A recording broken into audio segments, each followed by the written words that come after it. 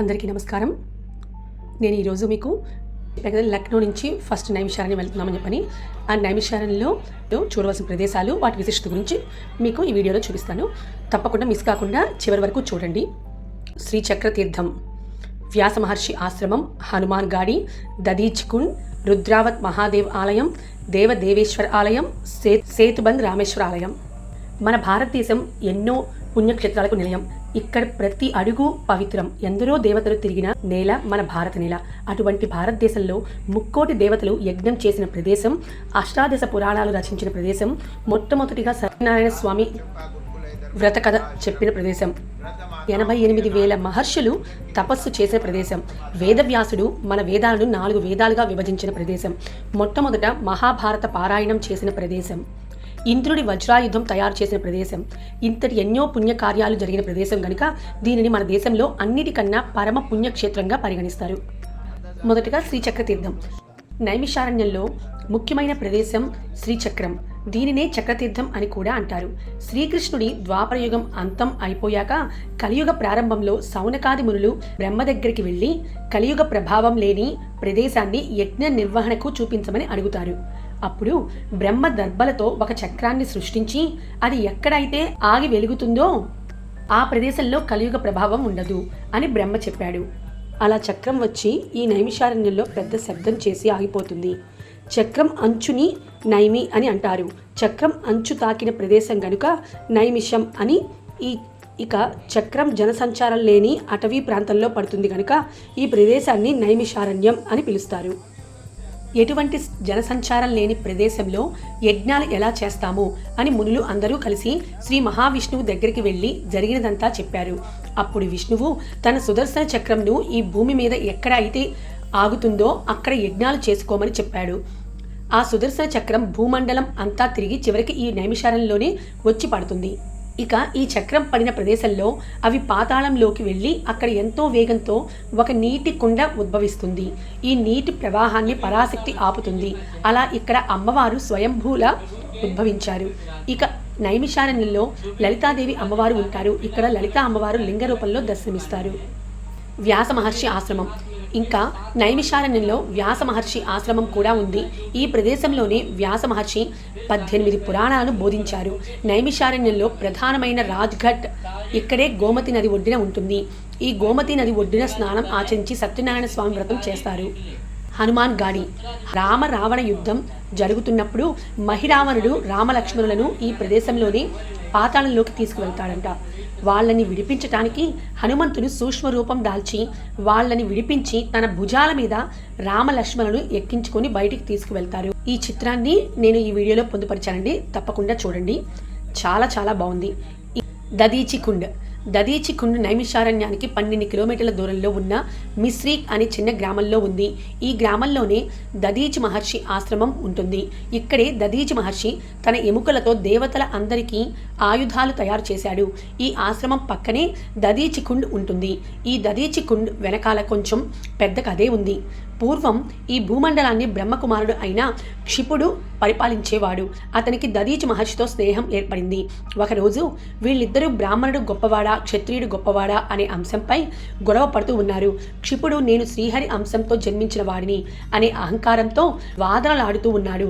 దానికి దదీచి మహర్షికి కోపం వచ్చి క్షిపుడిని తన కాలితో తంతాడు. దానికి క్షిపుడు ఆగ్రహంతో తన దగ్గర ఉన్న ఆయుధంతో దదీచిని 2గా చీలుస్తాడు. మరణానికి దగ్గరలో ఉన్న దదీచి శుక్రాచార్యుడిని ప్రార్థించడంతో శుక్రాచార్యుడు తనకి తెలిసిన మృత సంజీవిని మంత్రంతో దదీచిని కాపాడతాడు. అప్పుడు శుక్రాచార్యుడు దదీచితో ఇలా అంటాడు, ఆ పరమేశ్వరుడిని ఆరాధించి మృత్యువును జయించు, నాకు ఈ మృత్యు సంజీవిని కూడా ఆ ఈశ్వరుడే ఇచ్చాడు అని చెప్పి అతనికి త్రయంబకం మంత్రాన్ని ఉపదేశించాడు. అలా దదీచి మహామృత్యుంజయ మంత్రాన్ని సాధన చేసి సిద్ధిని పొందాడు. ఆయన శరీరం అభయత్వం, వజ్రం లాంటి ఎముకలను పొంది ఎంతో దృఢంగా తయారయ్యాడు. ఒకసారి వృత్తాసురుడు అనే రాక్షసుడు దేవలోకంపై దాడి చేసి దేవతలను ఓడించి దేవతల రాజ్యాన్ని సొంతం చేసుకుంటాడు.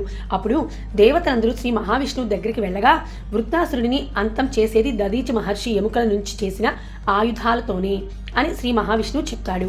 ఇక ఇంద్రుడు దదీచి మహర్షి దగ్గరికి వెళ్ళి అతను దేవతలకు సహాయం చేయాలని కోరుకుంటాడు. అప్పుడు దధీచి మహర్షి తాను సహాయం చేస్తాను, కానీ నాకు 2 కోరికలు ఉన్నాయి. ఆ కోరికలు తీరిపోతే మీకు నిస్వార్థంగా సహాయం చేస్తాను అని చెప్పి తన కోరికలను చెప్తాడు. మొదటిది భూలోకంలో ఉన్న పుణ్య నదులలో స్నానం ఆచరించాలి అని, రెండవది 3,000,000 దేవతలను ఏకకాలంలో దర్శించుకోవాలి అని చెప్పాడు. అప్పుడు బ్రహ్మదేవుడు భూమండలంలో అన్ని పుణ్య నదులను తిరగాలి అంటే చాలా సమయం పడుతుంది అని ఆ దధీచి మహర్షి ఉన్న ఆశ్రమం దగ్గర ఒక పెద్ద కుండను సృష్టించాడు. 3,000,000 దేవతలందరూ భూమండలంలోని అన్ని జీవనదుల నీటిని తీసుకువచ్చి ఈ కుండంలో వేశారు. అప్పుడు దధీచి మహర్షి ఆ పుణ్య నదుల కుండంలో స్నానం ఆచరించి దాని చుట్టూ కూర్చుని ఉన్న 3,000,000 దేవతల చుట్టూ ప్రదక్షిణ చేసి మీకు నా నుండి ఏం కావాలి అని దేవతలను అడుగుతాడు. దేవతలు వృత్తాసురుడిని చంపడానికి ఆయుధాలు లేవు, నీ ఎముకల నుండి తయారు చేసిన ఆయుధాలే వృత్తాసురుని సంహరిస్తాయి అని శ్రీహరి చెప్పాడు అని చెప్తారు. ఇక దధీచి మహర్షి తన శరీరం అంతా ఉప్పు పెరుగుని రాసుకొని కామధేనువుతో నాకించుకొని తన తపోశక్తితో ప్రాణాలను విడిచాడు. దధీచి వెన్నుముక నుండి వజ్రాయుధం తయారైంది. దానిని ఇంద్రుడు తీసుకున్నాడు. కుడి తొడ నుండి సారంగి అనే ఆయుధం తయారైంది. దానిని విష్ణుమూర్తి తీసుకున్నాడు. ఎడమ తొడ ఎముక నుండి పినాక అనే ఆయుధం తయారైంది. దానిని మహేశ్వరుడు తీసుకున్నాడు. ఇలా తన శరీరంలోని ఎముకలన్నిటితో ఆయుధాలు తయారు చేసుకుని దేవతలందరూ తీసుకున్నారు. ఈ దధీచి మహర్షి ఆలయంను మనం దర్శించుకునే 3,000,000 దేవతలను ఏకకాలంలో దర్శించుకున్నంత పుణ్యం, అన్ని పుణ్య నదులను సందర్శించిన పుణ్యం కలుగుతుంది. దధీచి ఆశ్రమంలో దధీచి జీవితంలో ముఖ్యమైన ఘట్టాలను శిలల రూపంలో చెక్కి ఉంచారు. ఇంకా ఈ ఆశ్రమం లోపల దధీచి మహర్షి పూజించిన శివలింగం కూడా ఉంటుంది. రుద్రావత్ మహాదేవ్ ఆలయం. దధీచి ఆశ్రమంకి 13 కిలోమీటర్ల దూరంలో రుద్రావత్ మహాదేవ్ ఆలయం ఉంటుంది. ఈ ఆలయం దగ్గర గోమతి నది ఉంటుంది. ఈ నది అడుగు భాగాన గుప్తలింగం ఉంటుంది. ఈ నదిలో పూలు పళ్ళు ఈ నదిలోని గుప్తలింగానికి సమర్పిస్తారు. భక్తులు ఈ నదిలో స్నానం చేశాక పక్కనే ఉన్న శివలింగాన్ని దర్శించి పూజ చేస్తారు. సత్యయుగంలో శివుడు తన ఆత్మలింగాన్ని ఇక్కడే తపస్సు చేసి ప్రతిష్ఠించాడు అని మన పురాణాలు చెబుతున్నాయి. దేవదేవేశ్వర్ ఆలయం. రుద్రావత్ నుంచి 4 కిలోమీటర్ల దూరంలో దేవదేవేశ్వర్ ఆలయం ఉంటుంది. మనకి ఉన్న 68 జ్యోతిర్లింగాలలో ఇది మొట్టమొదటి జ్యోతిర్లింగం. ఇంద్రుడు ఆయుధాల కోసం దధీచి మహర్షి దగ్గరికి వచ్చినప్పుడు ఇంద్రుడు ప్రతిష్ఠించిన లింగం ఇది. ఇది సత్యయుగంలో ప్రతిష్ఠించిన లింగం కాబట్టి శివుడి ఆలయం ఎదురుగా నంది ఉండదు. ఎందుకంటే శివుడు అప్పటికి నందికి వరం ఇవ్వలేదు. సేతుబంద్ రామేశ్వర ఆలయం. దేవదేవేశ్వర్ ఆలయం కొంచెం దగ్గరలోని సేతుబంద్ రామేశ్వర ఆలయం ఉంటుంది. రాముడు రావణుడిని సంహరించిన తరువాత రామునికి బ్రహ్మహత్య పాపం చుట్టుకుంటుంది. ఆ పాపం నుండి విముక్తి కోసం శ్రీరాముడు లంక నుండి అయోధ్యకు వెళ్లే మార్గంలో 1,000,000 లింగాలను ప్రతిష్ఠిస్తూ వెళ్తాడు. అందులో చివరి లింగం ఇదేను అని మన ఇతిహాసాలు చెబుతున్నాయి. దశాశ్వమేధ్ ఘాట్. గోమతి నది ఒడ్డున ఉన్న ప్రసిద్ధ ఘాట్ పాండవ కోట. పాండవులు ఇక్కడ కొంతకాలం నివసించారని చెబుతారు. పాతాళ లోకం నుండి శ్రీరాముడు లక్ష్మణులతో కలిసి హనుమంతుడు బయటకు వచ్చిన ప్రదేశంగా దీనిని నమ్ముతారు. ఇక్కడ హనుమంతుని భారీ విగ్రహం ఉంది. అంతే ఫ్రెండ్స్, మరిన్ని భక్తి విశేషాలతో నెక్స్ట్ వీడియోలో కలుద్దాం.